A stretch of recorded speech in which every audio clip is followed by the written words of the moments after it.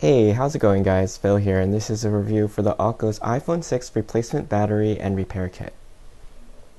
Today we're going to take a look at replacing the battery in the iPhone 6. This is the Alco's repair kit with a higher capacity 2100 mAh battery, which should last longer than the stock 1800 mAh one.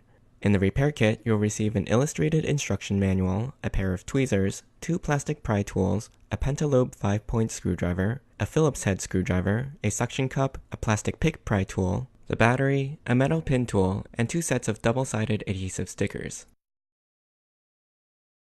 Let's get started.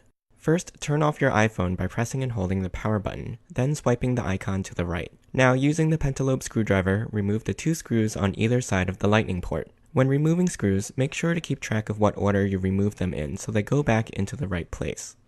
Next, press the suction cup tool onto the lower portion of the screen, just above the home key. If you have a screen protector installed, you don't have to remove it first. Grab the ring on the suction cup and pull straight up, and you'll see the screen separate from the metal bumper.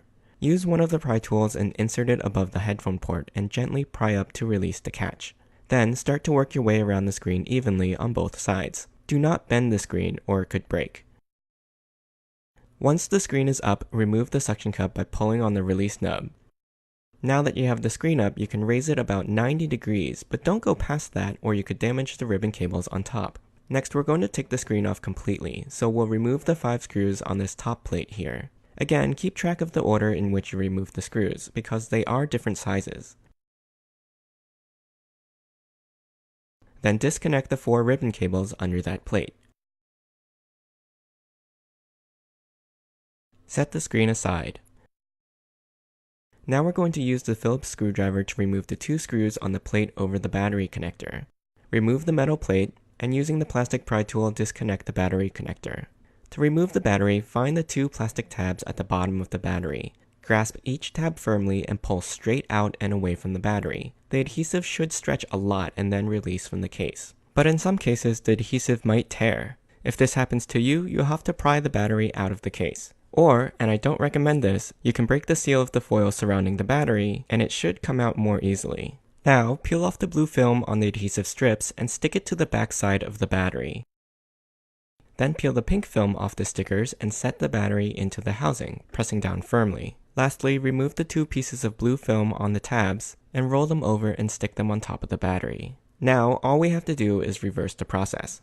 First, reattach the 4 ribbon cables for the screen, and you'll hear them click into place when seated correctly.